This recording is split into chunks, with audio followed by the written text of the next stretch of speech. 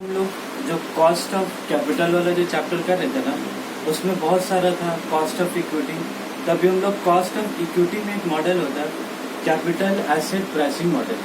Cost of equity में एक model होता है CAPM मॉडल जिसको बोलते हैं, जो टॉपिक हम लोग अभी जारी करने के लिए capital asset pricing model.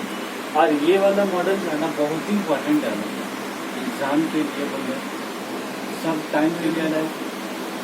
Capital asset pricing model का एग्जाम पॉइंट ऑफ व्यू के लिए ये बहुत ही इंपॉर्टेंट है। एक्चुअली CAPM मॉडल होता है कि उसके बारे में थोड़ा सा बोल देते हैं। एक्चुअली हम लोग जब भी शेयर मार्केट हम लोग पैसा लगाते हैं तो हम लोग बोलते हैं ना cost of equity, cost of equity.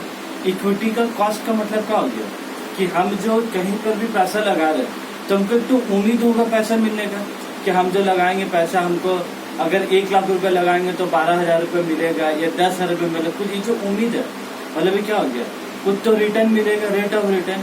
और ये रेट ऑफ रिटर्न क्या होगा, एक्सपेक्टेड रेट ऑफ रिटर्न। क्योंकि हम जितना उम्मीद करेंगे उतना ही 1 साल के बाद मिलेगा, वो तो एग्जैक्टली जरूरी नहीं है। तो ये जितना मिलेगा एटलीस्ट आसपास मिलेगा, तो वही पैसा तुम्हारा क्या हो गया, एक्सपेक्टेड रेट ऑफ रिटर्न। अब जितना पैसा हमको देगा 10% कि 12% देंगे हम लोग, या कंपनी देगा हमको 12%, तो 12% कंपनी के लिए क्या हो गया, कॉस्ट हो गया होता। जैसे हम लोग लोन लेते हैं, प्रिंसिपल बोलते हैं, जैसे हम लोग लोन लिया तो 10% करके इंटरेस्ट देना हमको, तो हम अगर 10% करके बैंक को इंटरेस्ट देंगे तो 10% मेरे लिए क्या हो गया, कॉस्ट हो गया होता। तो वैसे उसी तरीके से अगर हम 1 लाख रुपए किसी कंपनी में लगाया इक्विटी शेयर में, तो कंपनी वाला हमको डिविडेंड के तौर में देगा ना पैसा, तो वो जितना देगा तो उसके लिए क्या हो जाएगा, तो कॉस्ट ऑफ इक्विटी। यहाँ तो रेट डिसाइड नहीं होता है कि 10% देना है कि 15% देना है, क्योंकि इक्विटी के केस में डिविडेंड का रेट क्या होता है, चेंज होते रहता है हर साल, उसके प्रॉफिट के हिसाब से क्या चेंज होगा। तब ये जो कॉस्ट ऑफ इक्विटी है ना 12% होगा कि 10% होगा, अब ये डिसाइड कैसे होता है। अब आज के क्लास में मैंने कि जो कंपनी वाला देगा तो एक्सपेक्टेड रेट ऑफ रिटर्न क्या बोले, आसपास जो भी रहेगा, लेकिन उसके लिए कुछ तक तो फार्मूला होगा, कुछ तक तो पीछे में लॉजिक चल रहा है कि 10% देने हैं तो क्यों देने हैं 10%, अगर 12% देने हैं तो कैसे देंगे 12%। तो इसी में इसका फार्मूला का लॉजिक हम यहाँ पर पीछे में करके दिखाते हैं। यहाँ पर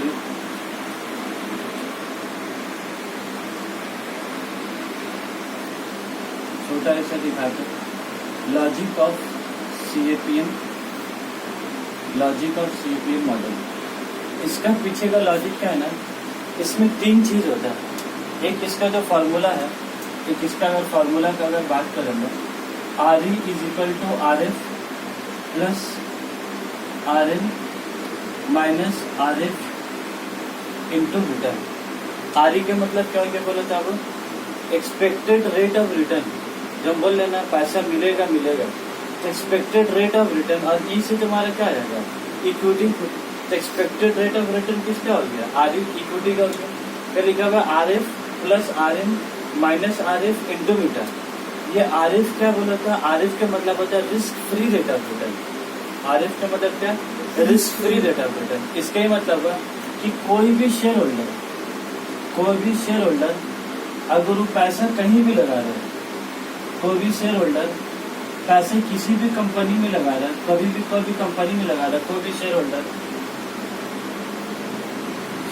बोल लो, या इसको हम लोग क्या बोल सकते हैं, ये इन्वेस्टर बोल लो। जब ये पैसा इसमें लगाएगा तो कुछ भी पैसा लगा रहा है, मान लो कितना रुपए इन्वेस्ट कर रही है, 1 लाख रुपए इन्वेस्ट कर रहा है, तो ये कम से कम क्या चाहेगा बोला था, 1 लाख रुपए अगर हम लगा रहे हैं, इस कंपनी में जो पैसा लगाएंगे हम, तो इस कंपनी में जो पैसा लगाएंगे हम लोग, कुछ रिस्क होगा कि नहीं होगा। रिस्क मतलब ये जो 1 लाख रुपया लगा रहे, रिटर्न तो दूर 10% 5% रिटर्न, ये जो 1 लाख लगा रहे, 1 लाख मिलने का भी तक तो रिस्क होगा। 1 लाख के अलावा 1,15,000 मिले तक तो रिटर्न के नीचे तो साथ होगा, लेकिन 1 लाख में 1 लाख रुपया तो मिले कम से कम। तो ये जो लगा रहा पैसा कुछ रिस्क है कि नहीं है। जैसे इंसान आजकल बैंक में भी पैसा रखता है, तो बैंक में पैसा क्या बनता है, आदमी सेफ, लेकिन आजकल बैंक में पैसा रखने में क्या होता है, एक तो रिस्क हो गया। आज के डेट में तो और ज्यादा हो गया, लॉकडाउन में कहीं पता चला जो बैंक में रखा पैसा वही बैंक पता चला बर्बाद हो गया कुछ महीना के बाद, 4 महीना 6 महीना। तो बोलने का मतलब है कि कभी भी अगर हम पैसा लगाते हैं तो पहला चीज क्या देखते हैं, रिस्क। मतलब अगर एक कंपनी में कोई रिस्क नहीं है, कोई रिस्क नहीं है, तो कम से कम हमको रिटर्न मिलेगा कि नहीं मिलेगा, कुछ तो रिटर्न मिलेगा। तो आरएफ अगर मान लो सपोज कितना हो गया तुम्हारा 10%, तो आरएफ की जगह में कितना लिख देंगे हम लोग तुम्हारे यहाँ पर 10%, मतलब कम से कम हमको कितना मिलेगा 10 तो चाहिए। अगर कोई रिस्क नहीं है तो कितना चाहिए हमको 10%। लेकिन अगर कोई रिस्क है, तो हमको क्या चाहिए और प्लस अगर उस कंपनी में ज़्यादा रिस्क है, जैसे हम लोग बोलते नहीं है रिलायंस में भी रिस्क है, रिलायंस में भी क्या रिस्क है। लेकिन अगर क्या बोलते हैं उसको किंगफिशर की बात करें तो उसमें क्या रिलायंस से ज़्यादा रिस्क है, क्योंकि उसका नाम क्या और ज़्यादा खराब है। तो सिंपल से दिमाग क्या बोलेगा, रिलायंस में जितना हमको रिटर्न देगा अगर 12%, तो अगर हम किंगफिशर में पैसा लगाएंगे विजय माल्या कंपनी में, तो उधर भी हमको 12% रिटर्न चाहिए, ऊपर ज़्यादा चाहिए, हमको ज़्यादा चाहिए। क्या कि हमको जब रिस्क ज़्यादा तो रिटर्न क्या होगा ज़्यादा। तो कहीं ना कहीं जब रिस्क ज़्यादा रिटर्न ज़्यादा करवाते हैं तो डिपेंड किस ऊपर करता है, R F minus R F into beta, R F minus R F into. ये आर एम के मतलब क्या बोला था, market rate of return. R M के मतलब क्या, मार्केट रेट ऑफ रिटर्न। मतलब अगर पैसा एक कंपनी में नहीं लगाएंगे, अगर पैसा रिलायंस में नहीं लगाएंगे, अगर पैसा सब में फैला दे, मतलब थोड़ा रिलायंस में लगा दिया, थोड़ा टाटा में लगा दिया, थोड़ा, क्योंकि अगर सब पे लगाएंगे तब ना फायदा है। कहीं सब पैसे रिलायंस में लगा दिया तो रिलायंस अगर ऊपर हुआ तो हम भी बहुत अभी, रिलायंस अगर डूबा तो क्या हम भी डूबा, पूरा भी रहते। लेकिन रिस्क ना होने के लिए क्या करना चाहिए, रिलायंस में, टाटा में, कोई मेडिसिन कंपनी में भी क्या पैसा लगाना चाहिए, सिप्ला हो गया, रनकासी हो गया, सब में थोड़ा थोड़ा लगाना चाहिए। तो आर एम का मतलब हो गया कि अगर हम सब में पैसा लगाते हैं, तो सब में अगर पैसा लगाएंगे तो हमको कितना रिटर्न मिलेगा बोलो 12%। और आर एम माइनस क्या रहेगा आर एफ, तो आर एफ कितना बोलो तो 10%, तो 12% माइनस कितना हो गया 10%। तो अगर हम लोग ध्यान से अगर बात करें तो 10% ये तो मिलेगा, बार बार क्या हो गया रिस्क लेंगे तो और इसीलिए फॉर्मूला में क्या है प्लस, तो 10% और प्लस 2% कितना हो गया 12% हो गया। लेकिन इसका आगे पीछे की क्या बीटा बहुत खतरनाक होता है, यही बीटा का सबसे खतरनाक चीज। ये बीटा का मतलब क्या बोला था, बीटा बोलते हैं ना कि जैसे अगर इकोनॉमी बढ़ा, जैसे हम लोग बोल रहे ना कि अगर जैसे हम लोग बोला कि रिलायंस बढ़ेगा तो क्या हम भी बढ़ेंगे, लेकिन रिलायंस कब बढ़ेगा जब अपना देश बढ़ेगा, जब अपना देश तरक्की करेगा तब कंपनी क्या होगा तब बढ़ेगा, मतलब तब मेरा शेयर की कीमत क्या होगा बढ़ेगा। अब बात ये है ना कि मेरा देश कितना से बढ़ेगा, मेरा देश कितना से जीडीपी बढ़ेगा तो मेरा रिलायंस में कितना से चेंजेस आ, ये मुद्दा का बात है। और यही जो चेंजेस है ना, इसी चेंजेस को क्या बोलते हैं बीटा ऑफ द शेयर बोलते हैं, इसी चेंजेस को क्या बोलते हैं हम लोग बीटा ऑफ द शेयर। तो फिर से एक बार बोल रहे हैं, अभी जो हम एक बात बोल रहे हैं कि रिलायंस में तरक्की होगा तो शेयर होल्डर को क्या उसका भी तरक्की होगा। लेकिन हम क्या बोले रिलायंस में जो तरक्की होगी डिपेंड किसका ऊपर होगा, इंडिया का इकोनॉमी के ऊपर और वर्ल्ड के इकोनॉमी के ऊपर। तो इंडिया का इकोनॉमी बढ़ेगा जब क्या उसका जीडीपी बढ़ेगा तो रिलायंस के भी तरक्की क्या होगा, ज़्यादा पैसे कमाएगा। तो रिलायंस ज़्यादा पैसे कमाएगा तो क्या होगा, हम कमाएंगे।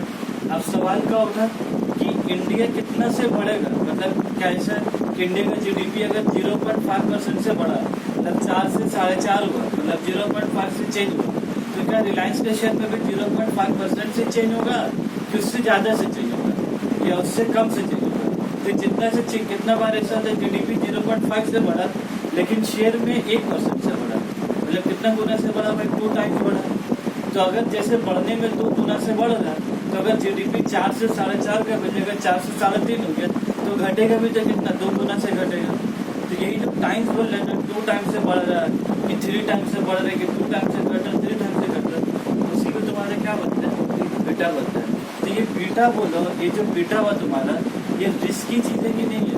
अगर बढ़ेगा तो 2 गुना से बढ़ेगा, मतलब अगर 1100 रुपये शेयर का दाम है तो बढ़ के 1600-2200 रुपये मिल जाएगा और घटेगा तो सीधा 550 रुपये मिल जाएगा। तो बढ़ने में डबल की तरफ बढ़ेगा तो घटने में क्या डबल की तरफ घटेगा।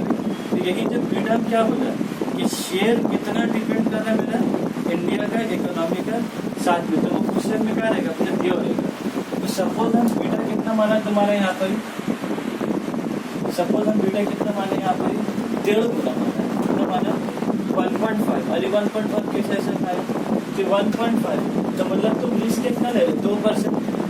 अरे रिस्क 2% मतलब क्या हो गया ये अगर चेंज होगा तो कितना चेंज होगा 2%, लेकिन ये अगर 1.5 से चेंज होगा कितना से तुम्हारा 1.5 से चेंज, तो अभी तुम बोलोगे जो 3% है 2% इंटू 1.5 तुम्हारा कितना है 13%, 2% इंटू 1.5 कितना होगा 3%, तब तो बोलो तुम्हारा कॉस्ट ऑफ इक्विटी कितना 13%। बोलो जब ये वाला बीटा नहीं था तो हम लोग को क्या लग रहा था 10 + 2 कितना हो गया 12% लग रहा था, लेकिन ये 12 का बदले हमको कितना मिलेगा, मतलब 1% क्या ले रहा है ज़्यादा ले रहा है। ज़्यादा क्यों ले रहा है, जब रिस्क हम चाह रहे हैं बढ़ेगा तो बढ़ेगा, घटेगा तो क्या घटेगा, तो इसीलिए हम क्या बोल रहे हैं शेयर होल्डर को जो तो उम्मीद है, शेयर होल्डर को जो उम्मीद अगर हम पैसा लगाएंगे 1 लाख तो हमें क्या रिटर्न मिलेगा, तब यही जो रिटर्न मिलेगा इसका उम्मीद में क्या होगा, जो उम्मीद को एक्सपेक्टेड मतलब रिटर्न में क्या होगा, एक तो जो रिस्क फ्री पैसा तो क्या मिलना ही मिलना है। रिस्क फ्री मतलब अगर हम पैसा रिलायंस में नहीं लगा के अगर हम सरकार का गवर्नमेंट बॉन्ड परचेज करते तो खुद तुमको 6% मिलता, आज सरकार का गवर्नमेंट बॉन्ड तो मतलब कोई रिस्क है, तुमको पैसा आज से 5 साल के बाद तुमका 1 लाख में मिलेगा और 6% इंटरेस्ट, उसमें तो नहीं कि वीजा माले जरा बाकी सब पैसा डूब जाएगा, सरकार तो कभी बैंकरप्ट नहीं होगा। इसका बोले रिस्क फ्री मतलब क्या, अगर हम पैसा लगा रहे तो बिना कोई टेंशन में कितना मिलेगा भाई 10%, बिना कोई टेंशन कितना मिलेगा 10%, और जब टेंशन पालेंगे तो क्या हो गया are F minus R F into तब कितना टेंशन पाले भाई 12%, 12 माइनस 10 कितना मिलता, तब कितना टेंशन पाले 2%, लेकिन ये दो भी क्या कंपनी इंडिया का इकोनॉमी के ऊपर क्या चेंज होगा, अगर इकोनॉमी बढ़ेगा तो बढ़ेगा, घटेगा तो क्या घटेगा, तो कितना से चेंज होगा तुम्हारा 1.5 रुपये से, कितना से होगा तुम्हारा 1.5 रुपये से, तो मतलब 2% इंटू 1.5 कितना होगा, तो 10 + 3 कितना होगा, मतलब हम रिस्क कितना ले रहे 13%, 13% में मेरा उम्मीद कितना आरएफ कितना तब एक्स्ट्रा पैसे कितना मांग रहे हैं 3% का मांग रहे हैं, और ये 3% कंपनी टू कंपनी क्या होगा, ऐसा बोला रिलायंस में करेंगे तो क्या कम रिस्क है, तो हो सकता है 13% का बोलिए कितना है 11% है आंसर, लेकिन वही पैसा अगर विजय माली में लगाए तो क्या बहुत ज़्यादा रिस्क, हम बोलेंगे भाई रिस्क भी ज़्यादा लेंगे तो रिटर्न में क्या ज़्यादा देंगे, तो ये एग्जाम्पल क्वेश्चन होता है कि अगर देर इज मोर रिस्क, ऐसा बोल एग्जाम अगर there is a more risk there is a more return, अगर there is a more risk there is a more return, अगर there is a less risk there is a less return. जैसे इंसान बोलते हैं कि जो पढ़ा बहुत टफ होता है, जो बहुत कठिन, जैसे आईएएस का पढ़ा बहुत टफ, कितना आदमी पढ़ रहा पास नहीं हो रहा, निकल नहीं पा रहा आखिरी में, लेकिन एक बार अगर निकल गया तो 80,000 रुपये सैलरी, एक तो सादा गाड़ी, लाल बत्ती, 4 तो नौकर, 4 तो पुलिस का सब कुछ मिलेगा, इतना मज़ा आ रहा सुनने में, लेकिन अगर गरीब का नहीं हुआ कहाँ पढ़ा रहता सुबह से रात तक समझ ही में नहीं आया लड़का, कुछ नहीं हुआ, 35 साल उम्र होती है इसका अभी तक, तो क्या रिस्क भी क्या बहुत ज़्यादा है, लेकिन रिटर्न भी क्या मिलेगा तो बहुत कुछ मिलेगा, नहीं मिलेगा तो क्या कुछ भी नहीं मिलेगा, तो इसीलिए इंसान शेयर में तो वही चीज़ होता है कि जहाँ रिस्क ज़्यादा है भैया उधर ही रिटर्न जाता है, और जहाँ तुम रिस्क लेने नहीं मांगे मतलब सेफ साइड में पैसा लगाने मांगे तो वहाँ से रिटर्न भी क्या होगा खत्म मिलेगा। अब हम लोग बात करते हैं कि जो बीटा 1.5 है, ये जो बीटा 1.5 है, अब ये बीटा ज़्यादा भी हो सकता है, ये बीटा कम भी हो सकता है, मतलब किसी कंपनी का जो बीटा है हमारा उसका 1 होता है, इस बीटा 1.5 कितना लिखा बीटा 1.5, लेकिन अगर सोचो बीटा 1 है, बीटा कितना उसका 1 है, बीटा कितना उसका 1 है, तब बोला अगर जिसका बीटा 1 है तब 2.5% इंटू 1 कितना होता है, कितना होता है 2 है क्या, 2.5% इंटू कितना बीटो, तो 10 और 2 कितना होता है 10 और 2 कितना 12%, तो बोले बीटा 1 होने से मेरे रिटर्न में कुछ नहीं आएगा, क्या हमको कुछ रिस्क है, बीटा 1 का मतलब क्या होता है कि जितना से इंडिया का इकोनॉमी चेंज होगा उतने से मेरे शेयर में भी क्या होगा चेंज होगा, इसीलिए उसका बीटा क्या होगा तुम्हारा 1 होगा, और जब बीटा 1.5 है, जब बीटा 1 कितना है 5 है, तो 2.5% में कितना होगा 1.5, तो ये कितना हो जाएगा तुम्हारा कैलकुलेटर पर 10 और 5, 10 और 3 कितना हो जाएगा 13%, तो आप बोले यहाँ पर अगर बीटा ज़्यादा है तो क्या बोल सकते हैं अगर बीटा ज्यादा होगा तो हमको रिटर्न भी क्या होगा, ज्यादा बीटा होगा। बीटा अगर कम होगा तो रिटर्न भी क्या होगा, कम मिलेगा। 1 से और कम हुआ तो क्या और कम मिलेगा 1 से। ठीक है बात है क्या। अभी जो केस बोला ना 1 से ज्यादा 1 से कम, इस चारों चीज यहाँ पर बीटा यहाँ पर जो चीज है ना, चारों इसलिए एग्जाम में दिखा देगा। चारों चीज अभी जितना पढ़ाया है ना उतना इसको 1 0 से सारा चीज इसलिए यहाँ पर दिखा कर दिया। देखो इसको क्योंकि जितना बोला कहीं ना कहीं दिमाग में का होगा फिर भूल जाओ। एक बार कॉपी में नोट डाउन हो जाने से बहुत आराम होगा। तो पहले तो शुरू करते एक बार कॉपी के लिए क्या बोला, CMPM मॉडल इस डेवलप का क्या लिखा था, शार्पन बोला था आदमी का शार्पन अलग इसका लिखने का कुछ नहीं पता। ये लोग बहुत फेमस आदमी मतलब जैसे इकोनॉमिक्स का पढ़ा करते हैं ना तो कौन हजार चीज का अल्फ्रेड मार्शल, मतलब कुछ भी कौन इकोनॉमिस्ट है अल्फ्रेड मार्शल। मतलब इकोनॉमिक्स का ज्यादातर चीज में तो देखो तो सब एक अल्फ्रेड मार्शल में ना होगा ज्यादातर। तो वैसे ये भी एक आदमी है मतलब फाइनेंशियल दुनिया में शार्प नाम है इसका, शार्प है इतना आदमी। इसके इससे तो the expected rate of return, rate of return किसका बात कर रहा है, एक्सपेक्टेड रिटर्न क्या उम्मीद है। The expected rate of return to the investor can be determined of this model. जब यहाँ फोटो बनाएगा तो पर यहाँ फोटो दिखा देते कि जब फोटो दिखाया है शेयर होल्डर इन्वेस्टर ने जब पैसा लगा रहा इसको कितना पैसा मिलेगा यहाँ पर, इसको कितना पैसा मिलेगा ये किससे निकालेंगे। एक मॉडल का नाम है, मॉडल का नाम क्या है CMPM मॉडल, लेकिन इसको हम कहते हैं capital asset pricing model, capital asset pricing model. यहाँ देखोगे तो again the cost of capital is the क्या is the expected rate of return to the investor. Investor को कितना उम्मीद है मिलने का, ज़्यादा उम्मीद हो सकता है बाद में 1 साल के बाद कम, लेकिन उम्मीद आप कुछ तो सोचेगा। Expected rate of return to the investor. उसके बाद यहाँ क्या लिखे यहाँ पर फॉर्मूला लिखा है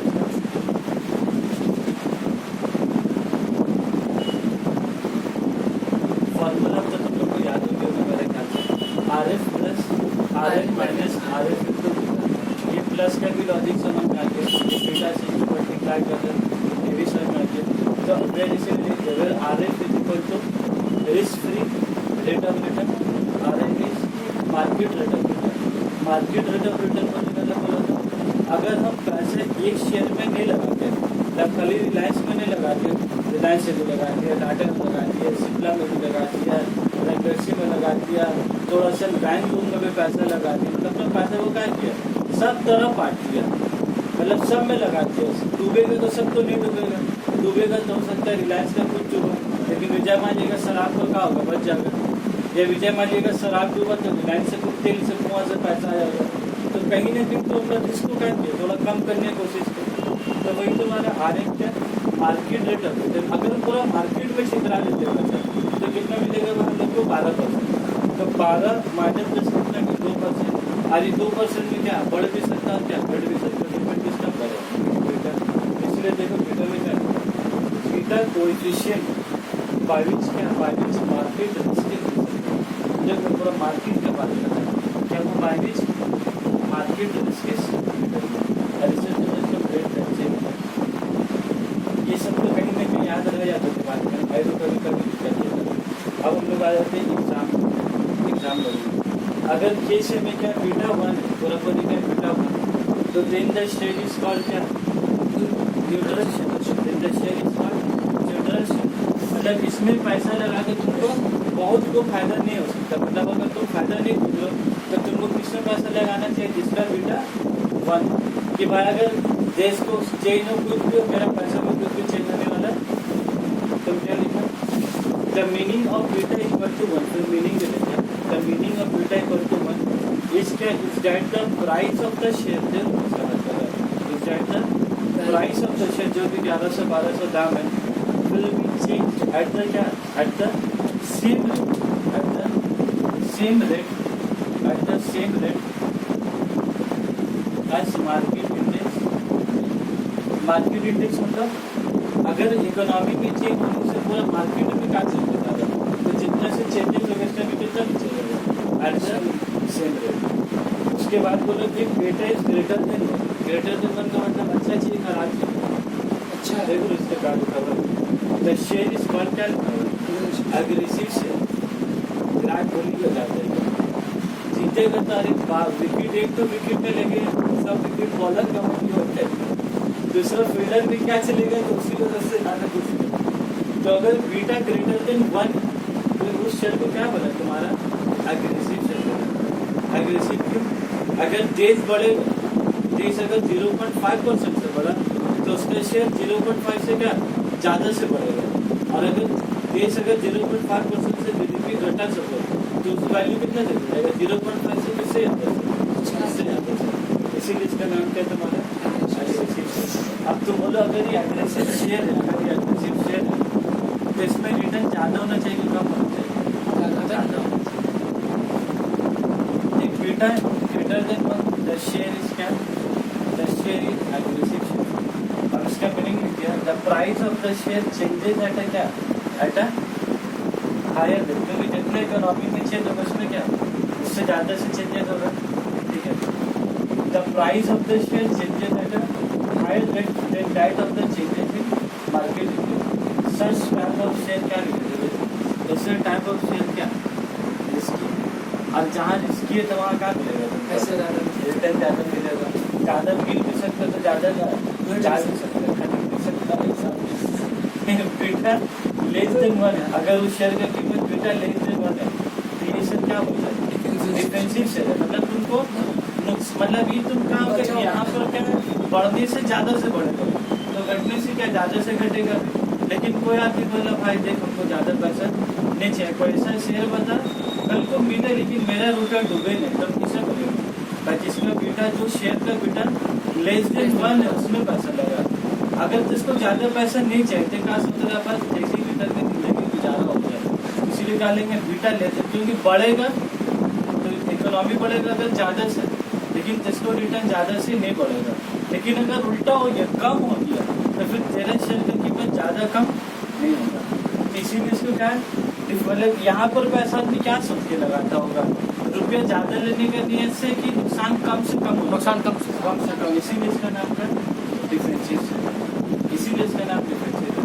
और यहाँ पर जो भी शेयर होगा बीटा ग्रेटर देन 1 वो बोले ठीक है चाहे नुकसान हो तो बात नहीं, लेकिन हमको क्या चाहिए रिटर्न तो ज़्यादा चाहिए। तुम कौन हो गया एग्रेसिव आदमी अगर क्यों किया एग्रेसिव आदमी होता है मतलब जिसको जहाज बहुत ज़्यादा इसको नुकसान का फिक्र ही नहीं तो आदमी क्या होता है एग्रेसिव। एक आदमी ने बोलते हैं बार बात में एक गुस्सा मारते थे एक तबड़ा सीधा मार